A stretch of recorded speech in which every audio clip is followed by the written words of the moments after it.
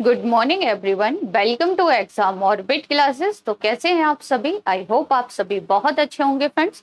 आज है 19 दिसंबर और आज के सेशन में 19 दिसंबर से बनने वाले सभी महत्वपूर्ण क्वेश्चंस के बारे में डिस्कस करेंगे। अगर आप किसी भी एग्जाम की तैयारी कर रहे हैं तो ये क्लास आप सभी के लिए बहुत ही महत्वपूर्ण रहने वाली है। तो चलिए स्टार्ट करते हैं। सबसे पहले आप सभी के लिए एक सवाल है जिसका आंसर आपको देना है कमेंट्स बॉक्स में। फुटबॉल क्लब विश्व कप 2023 की मेजबानी कौन करने वाला है? भारत, कतर, मोरक्को या फिर जापान? इस सवाल का आंसर आपको मिलेगा क्लास के लास्ट में।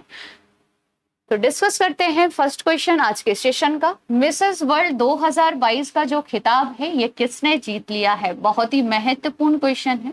तो फ्रेंड्स, मिसेस वर्ल्ड 2022 का खिताब जीता है सरगम कौशल ने। सरगम कौशल जो कि जम्मू कश्मीर की रहने वाली हैं, इनका संबंध किस राज्य या केंद्र शासित प्रदेश से है पूछा जा सकता है। तो याद रखेंगे ये जम्मू कश्मीर की है फ्रेंड्स। और भारत ने मिसेस वर्ल्ड 2022 का जो खिताब है ना, ये 21 सालों के बाद जीता है।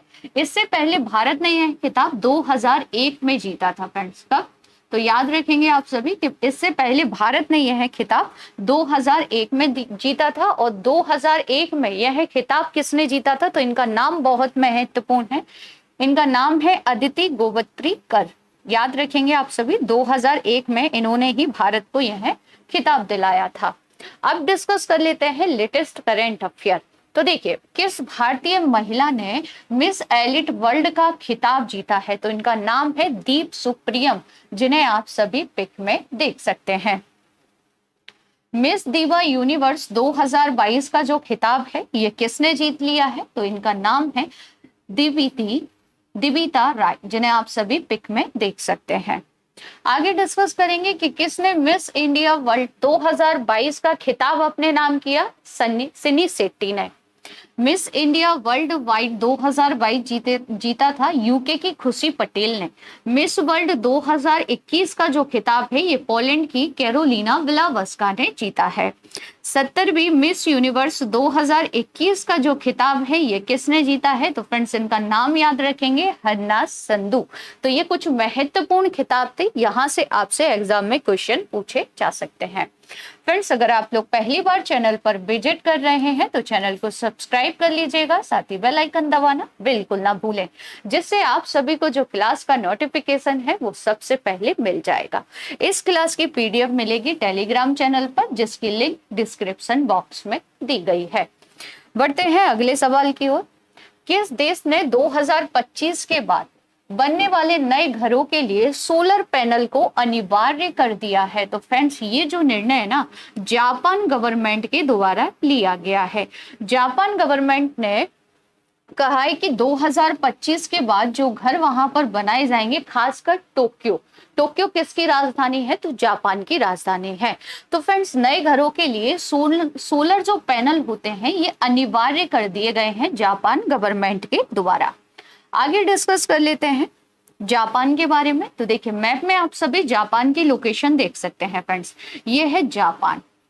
जापान की राजधानी क्या है? तो जापान की राजधानी है टोक्यो। टोक्यो किस द्वीप पर आती है? तो टोक्यो आती है होन्शु द्वीप पर। जापान की मुद्रा को कहते हैं यन। जापान के वर्तमान में पीएम कौन है? तो इनका नाम है फूमियो किशिदा। आप याद रखेंगे। जापान की संसद को क्या कहते हैं? तो जापान की संसद को कहते हैं डाइट। ये पॉइंट बहुत महत्वपूर्ण है, याद रखना है आप सभी को। अब आप मुझे कमेंट्स करके बताएंगे कि हाल ही में जापान में एक वोल्केनो में विस्फोट हुआ था, उसका नाम क्या है? कमेंट्स में बताएंगे आप सभी। अगला सवाल है कि किस राज्य सरकार ने ऑनलाइन जुआ और खेल के नियमन की सिफारिश करने के लिए टास्क फोर्स का गठन किया है? तो फ्रेंड्स, ये जो टास्क फोर्स है ना, ये मध्य प्रदेश सरकार के द्वारा गठित की गई है। किसके द्वारा? तो याद रखना है आप सभी को, मध्य प्रदेश सरकार ने इसे गठित किया है। किस लिए? तकनीकी और कानूनी पहलुओं की जांच करने के बाद राज्य में ऑनलाइन गैम्बलिंग और गेमिंग को विनियमित करने के बारे में राज्य सरकार को सिफारिश करेगी ये टास्क फोर्स। ठीक है। इस टास्क फोर्स के जो सचिव बनाए गए हैं, इनका नाम है इकबाल सिंह। अब डिस्कस करेंगे मध्य प्रदेश के बारे में। तो मैप में आप सभी देख पा रहे होंगे मध्य प्रदेश, है ना। मध्य प्रदेश की राजधानी क्या है? तो मध्य प्रदेश की राजधानी है भोपाल। मध्य प्रदेश की सीमा भारत के किन राज्यों से लगती है? महाराष्ट्र से लगती है, राजस्थान राज्य से लगती है, उत्तर में आप देखेंगे तो उत्तर प्रदेश से लगती है, और यहाँ आप देखेंगे तो छत्तीसगढ़ से भी मध्य प्रदेश की सीमा लगती है। फ्रेंड, जो छत्तीसगढ़ है ना, ये 2000 में मध्य प्रदेश से ही अलग होकर एक नया राज्य बना था। तो ये पॉइंट भी आप सभी याद रखेंगे। मध्य प्रदेश को हृदय प्रदेश और नदियों का मायका भी कहा जाता है। फ्रेंड्स, नर्मदा नदी जो कि मध्य प्रदेश की जीवन रेखा कहलाती है, ये यहीं पर बहती है। इसके अलावा याद रखेंगे कि जो सोलर प्लांट है, सोलर प्लांट तैरता हुआ ये कहाँ बनाया जा रहा है? तो मध्य प्रदेश में बन रहा है। नदी कौन सी है? तो नर्मदा नदी है। ये पॉइंट भी आप सभी को याद रखना है। साथ ही में याद रखेंगे श्योपुर में कूनो नेशनल पार्क, जहां से नामीबिया से चीते लाए गए हैं, है ना, ये बहुत महत्वपूर्ण है। एक और पॉइंट याद रखेंगे मध्य प्रदेश के बारे में कि दुर्गावती जो टाइगर रिजर्व है, इसे बनाने की जो घोषणा है ये कहाँ पर की गई है? तो मध्य प्रदेश में इसे बनाया जाएगा।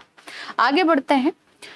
मध्य प्रदेश के वर्तमान में मुख्यमंत्री शिवराज सिंह चौहान हैं, जबकि राज्यपाल मंगूभाई छगनभाई पटेल हैं। विधानसभा सीटें यहाँ पर 230 हैं, राज्यसभा सीटें 11 हैं, और लोकसभा सीटों की यहाँ पर संख्या 29 है। अब आप मुझे कमेंट्स करके बताएंगे कि उत्तर प्रदेश में यानी कि यूपी में विधानसभा सीटों की संख्या कितनी है? कमेंट्स में आंसर देंगे। नेक्स्ट क्वेश्चन है कि लियो वराडकर किस देश के प्रधानमंत्री बने हैं? तो फ्रेंड्स, ये आयरलैंड के प्रधानमंत्री बने हैं। कहाँ के? आयरलैंड के प्रधानमंत्री बन गए हैं, जिन्हें आप सभी पिक में देख सकते हैं। अन्य ऑप्शंस के बारे में भी रिवीजन कर लेते हैं, जैसे कि ब्रिटेन के पीएम हाल ही में कौन बने हैं? भारतीय मूल के ऋषि सुनक बने हैं। इजराइल के पीएम हाल ही में कौन नियुक्त हुए हैं? तो उनका नाम है बेंजामिन नेतन्याहू। ऑस्ट्रेलिया की याद रखेंगे एंथनी अल्बनीज को बनाया गया है। तो आई होप चारों ऑप्शंस आप सभी को क्लियर होंगे। अब डिस्कस कर लेते हैं आयरलैंड के बारे में। तो देखिए फ्रेंड्स, यहाँ पर आप देखेंगे आयरलैंड आपको दिखाई देगा, यह है आयरलैंड, यहाँ पर है ना। आयरलैंड के बारे में क्या क्या आपको याद रखना है? तो देखिए, आयरलैंड एक पश्चिमी यूरोपीय देश है, यानी कि ये यूरोप महाद्वीप में आता है। ग्रेट ब्रिटेन के साथ यह सीमा साझा करता है। इसके अलावा आपको याद रखना है कि आयरलैंड की संसद, जो आयरलैंड की संसद है, इसे क्या कहा जाता है? तो फ्रेंड्स, याद रखेंगे कि ओई रेच टास कहा जाता है। ये बहुत महत्वपूर्ण पॉइंट है, हो सकता है आपसे एग्जाम में पूछ लिया जाए कि आयरलैंड की संसद को क्या कहा जाता है। ठीक है, यहाँ पर जो निचला सदन है संसद का, उसे हम डेल, और ऊपरी सदन को कहते हैं सीनात इरेनन। इरेनन का मतलब होता है सीनेट कहा जाता है फ्रेंड्स, यहाँ पे है ना। डेल का जो कार्यकाल होता है वो 5 वर्ष का होता है। आयरलैंड के वर्तमान में जो प्रेसिडेंट है, इनका नाम है माइकल डी हिगिंस। मुद्रा यहाँ की यूरो है, जबकि यहाँ की राजधानी है डबलिन। राजधानी याद रखेंगे आप सभी आयरलैंड की। अगला सवाल है कि भारत और निम्न में से कौन सा देश जनवरी 2023 में कांके संथुराई बंदरगाह और पांडुचेरी के बीच नौका सेवा शुरू करेगा? तो फ्रेंड्स, ये जो सेवा है ना, भारत श्रीलंका के साथ शुरू करने वाला है। किसके साथ? श्रीलंका के साथ। अब देखिए, यहाँ से क्वेश्चन किस प्रकार बन सकता है कि जो कांके संथुराई बंदरगाह है, ये किस देश में है फ्रेंड्स? तो याद रखेंगे ये श्रीलंका में आता है। हम्बनटोटा बंदरगाह भी श्रीलंका में है, और ये कांके संतुराई बंदरगाह भी आपका श्रीलंका में आता है। तो ये पॉइंट आप सभी यहाँ पर याद रखेंगे। आगे डिस्कस करेंगे फ्रेंड्स। तो देखिए, निकट भविष्य में तूतीकोरिन, जो कि तमिलनाडु में आता है, से श्रीलंका में कोलंबो तक यात्री परिवहन सेवाएं भी शुरू की जाएंगी। इसी के साथ भी ये परिवहन सेवाएं भी शुरू की जाएंगी। किसके साथ? श्रीलंका के साथ, है ना। आगे डिस्कस कर लेते हैं श्रीलंका के बारे में। तो मैप में आप सभी देखेंगे फ्रेंड्स, ये है श्रीलंका और ये है हमारा भारत, है ना। तो देखिए, जाफना प्रायद्वीप ये कहाँ पर आता है? श्रीलंका में आता है। श्रीलंका यहाँ पर आप देखेंगे गल्फ ऑफ मन्नार, ये आप याद रखेंगे, इसकी लोकेशन बहुत महत्वपूर्ण है। श्रीलंका की जो राजधानियां है उसमें जयवर्धनेपुरे कोट्टे, जो कि प्रशासनिक राजधानी है, जबकि कोलंबो श्रीलंका की वाणिज्यिक राजधानी है। श्रीलंका की वर्तमान में मुद्रा जो श्रीलंकाई रुपया है। वर्तमान में यहाँ के राष्ट्रपति रानिल विक्रमसिंघे हैं, जबकि यहाँ के प्रधानमंत्री दिनेश गुणवर्धने हैं। कौन सा देश पाक जल डमरू मध्य द्वारा भारत के मुख्य भूभाग से अलग होता है फ्रेंड्स? तो श्रीलंका अलग होता है। मित्र शक्ति और सिलिनेक्स जो युद्ध अभ्यास है ये भारत श्रीलंका के साथ करता है। जाफना प्रायद्वीप जिसके बारे में अभी डिस्कस कर चुके हैं ये श्रीलंका में है। टेंकोमाली टेल टैंक फार्म ये जो समझौता है ना भारत और श्रीलंका के बीच हुआ है। नेक्स्ट क्वेश्चन है कि 7वां पेट्रोकेमिकल कॉन्क्लेव कहाँ आयोजित हुआ है? तो फ्रेंड्स इसका जो आयोजन है ना वो नई दिल्ली में किया गया है। कहाँ पर आयोजित हुआ है? तो नई दिल्ली में इसका आयोजन किसने किया है? महारत्न कंपनी इंडिया ऑयल कॉरपोरेशन। याद रखेंगे भारत में अभी यानी कि वर्तमान में कितनी महारत्न कंपनियां हैं फ्रेंड्स? तो 12 है। ये आंकड़ा याद रखेंगे आप सभी। और 12वीं महारत्न कंपनी कौन सी है ये आप मुझे कमेंट्स करके बताएंगे।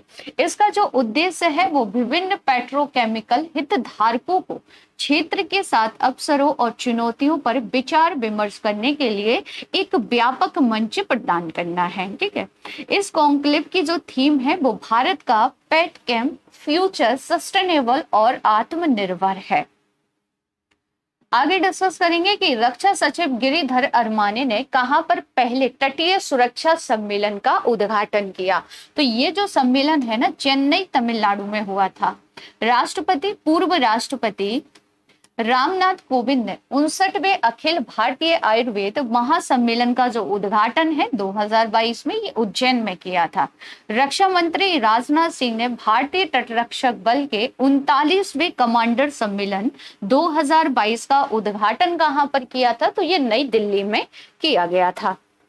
अगला सवाल है कि अंतरराष्ट्रीय प्रवासी दिवस कब मनाया जाता है? तो देखिए राष्ट्रीय प्रवासी दिवस पूछे तो आंसर होगा 9 जनवरी। और 2023 में मेजबानी कौन करने वाला है? इंदौर मध्य प्रदेश करेगा। 2022 में किसने की थी? नई दिल्ली ने। ठीक है, अंतरराष्ट्रीय जो प्रवासी दिवस है ये 18 दिसंबर को मनाते हैं। कब मनाते हैं? तो याद रखेंगे आप सभी 18 दिसंबर को इसे मनाया जाता है। नेत्रहीन T20 क्रिकेट विश्व कप का जो खिताब है ये किसने जीत लिया है? तो बहुत ही महत्वपूर्ण क्वेश्चन है। ये खिताब भारत ने जीता है। किसे हराकर जीता है? तो बांग्लादेश को हराकर भारत ने यह खिताब जीत लिया है। फ्रेंड्स इसका जो फाइनल है वो कहां पर खेला गया था? कर्नाटक के एम चिन्ना स्वामी स्टेडियम। अब आपसे पूछा जा सकता है कि चिन्ना स्वामी स्टेडियम किस राज्य में है? तो फ्रेंड्स याद रखेंगे ये कर्नाटक में आता है ना। इससे पहले भारत ने 2012 और 17 में जो संस्करण हुआ था यह खिताब भी भारत ने ही जीता था। यानी कि भारत तीसरी बार इस खिताब को जीत लिया है भारत ने, है ना। कर्नाटक के जो राज्यपाल हैं वर्तमान में इनका नाम है थावर चंद गहलोत और इन्हीं के द्वारा विजेताओं और उपविजेताओं को ट्रॉफी दी गई। आगे डिस्कस कर लेते हैं फ्रेंड्स। तो देखिए नेत्रहीनों के लिए तीसरा T20 विश्व कप इसका आयोजन जो किया गया था वो 6 से 17 दिसंबर 2022 तक भारत में ही इसे आयोजित किया गया था। इस टूर्नामेंट में भारत, नेपाल, श्रीलंका, ऑस्ट्रेलिया, बांग्लादेश, दक्षिण अफ्रीका की टीमों ने भाग लिया, लेकिन पाकिस्तान की टीम को भारत सरकार ने वीजा देने से इनकार कर दिया था। यानी कि इस प्रतियोगिता में पाकिस्तान की टीम ने भाग नहीं लिया था। फ्रेंड्स T20 विश्व कप का जो आयोजन है वो cricket association for the blind in India के द्वारा किया जाता है। और नेत्रहीनों के लिए जो चौथा T20 विश्व कप होगा ये 2023 में पाकिस्तान में होगा। अभी तक 3 कहां पर हुए हैं? इंडिया में हुए हैं, लेकिन अब ये कहां पर होगा? तो 2023 में इसका आयोजन पाकिस्तान में होने वाला है। अगला सवाल है कि निम्न में से किसने पृथ्वी के पानी का सर्वेक्षण करने के लिए अंतरराष्ट्रीय मिशन जिसे सबोट लॉन्च किया है? तो फ्रेंड्स पानी का सर्वेक्षण करने के लिए यानी कि पृथ्वी पर कितना पानी है, कितना फ्रेश वाटर है, इस सबका सर्वेक्षण करने के लिए जो ये मिशन लॉन्च किया है ना ये नासा ने किया है। किसके द्वारा लॉन्च किया गया है? तो याद रखेंगे नासा। और नासा कहाँ की अंतरिक्ष एजेंसी है? तो ये अमेरिका की अंतरिक्ष एजेंसी है। नासा का जो हेडक्वार्टर है वो वाशिंगटन DC यानी कि अमेरिका की राजधानी में है। और नासा की जो स्थापना की गई थी वो 1958 में की गई थी। अगला सवाल है कि नई दिल्ली में हॉकी विश्व कप ट्रॉफी का जो अनावरण है ये किसने किया है? तो देखिए हॉकी विश्व कप याद होगा उड़ीसा में होने वाला है 2023 में। और इस ट्रॉफी का जो अनावरण है ना वो खेल मंत्री अनुराग सिंह ठाकुर जी के द्वारा नई दिल्ली में किया गया है। अब डिस्कस करेंगे हम किसके बारे में, 2023 में जो भुवनेश्वर राउरकेला ट्रॉफी राष्ट्रीय राजधानी ये कहां से कहां तक ले जाई गई है। तो देखिए भुवनेश्वर कहां पर आता है, उड़ीसा में। राउरकेला ट्रॉफी राष्ट्रीय राजधानी के मेजर ध्यानचंद नेशनल स्टेडियम में पहुंची है। आगे डिस्कस कर लेते हैं पुरुष हॉकी विश्व कप 2023 कहां होगा, भारत में। तो देखिए विश्व कप की मेजबानी 13 से 29 जनवरी 2023 तक भुवनेश्वर राउरकेला द्वारा संयुक्त रूप से की जाएगी। मैच राउरकेला में नवनिर्मित बिरसा मुंडा हॉकी स्टेडियम, याद रखिए पूछा जा सकता है कि बिरसा मुंडा हॉकी स्टेडियम ये किस राज्य या केंद्र शासित प्रदेश में है, तो ये उड़ीसा में है। इसके अलावा भुवनेश्वर के प्रतिष्ठित कलिंगा हॉकी स्टेडियम में भी ये प्रतियोगिता खेली जाएगी। फ्रेंड्स हर 4 साल में हॉकी विश्व कप का आयोजन किया जाता है।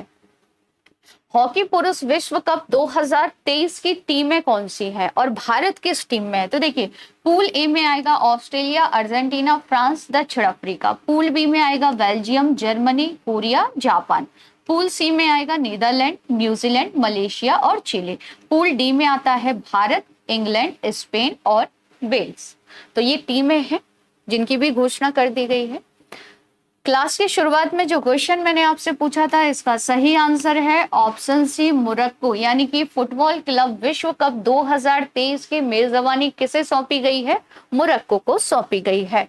आगे डिस्कस कर लेते हैं कि इस टूर्नामेंट का जो आयोजन है मोरक्को में वो 1 से 11 फरवरी 2023 तक होगा। टूर्नामेंट का सबसे हालिया संस्करण यानी कि 2022 में कहां पर हुआ था, तो फरवरी 2022 में संयुक्त अरब अमीरात में इसे आयोजित किया गया था, जिसे इंग्लिश फुटबॉल क्लब चेल्सी ने जीत लिया था। 2023 का मोरक्को में होगा। अब डिस्कस करेंगे टॉप 10 स्टैटिक जी के क्वेश्चन। तो लाल रक्त कण का निर्माण कहां पर होता है, हस्ती मज्जा में।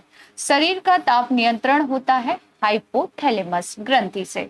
कौन सा हड़प्पीय नगर 3 भागों में विभक्त है, तो ये धौलावीरा है और कहां पर है, गुजरात।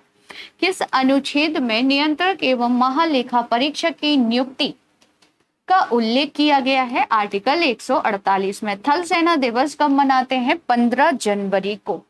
संसद का लोकप्रिय सदन कौन सा है, लोकसभा। मशहूर लिंगराज मंदिर किस शहर में है, भुवनेश्वर में। यूरोप की कौन सी नदी कोयला नदी के नाम से जानी जाती है, राइन नदी को कहा जाता है। सुएज नहर के उत्तरी प्रवेश द्वार पर कौन सा बंदरगाह स्थित है, पोर्ट सईद। 5 सागरों का पतन किसे कहा जाता है, तो मास्को को कहा जाता है। अब आप सभी के लिए कुछ सवाल हैं जिनके आंसर आपको देने हैं कमेंट्स बॉक्स में। तो पहला सवाल है कि 1 जनवरी 2023 को बासेनार व्यवस्था की अध्यक्षता कौन ग्रहण करेगा। नेक्स्ट क्वेश्चन है कि निम्न में से किस म्यूजियम ने हाल ही में यूनेस्को पुरस्कार जीता है। निम्नलिखित में से कौन मोतीलाल नेहरू के साथ स्वराज पार्टी के सह संस्थापक थे। अगला सवाल है कि 1774 ईस्वी में भारत के पहले डाकघर की जो स्थापना है निम्नलिखित में से किसने की थी। तो फ्रेंड्स इन सभी के आंसर आपको देने हैं कमेंट्स बॉक्स में। आज का ये सेशन आप सभी को कैसा लगा कमेंट्स करके जरूर बताइएगा।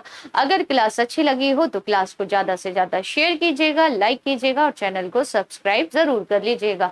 मिलते हैं नेक्स्ट क्लास में, तब तक के लिए थैंक यू सो मच।